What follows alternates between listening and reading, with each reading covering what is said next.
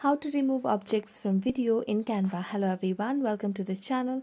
I'm Emily and I'm here to help you out today. So without any delay, let's get started. So just launch the Canva application on a device and select the project or the video where you want to remove the project or object. So as you can see, I've already selected a video over here. Now as you tap on the play button, it will start playing the video. Now as you can see in the video, there are different objects over here.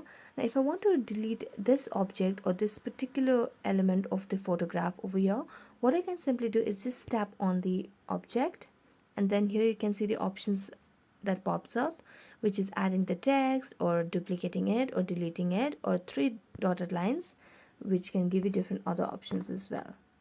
So since I want to remove the object from the video, all I have to do is just tap on the delete option, and there you go. The object has been deleted from the video in Canva. So thank you so much for watching this video and see you next time.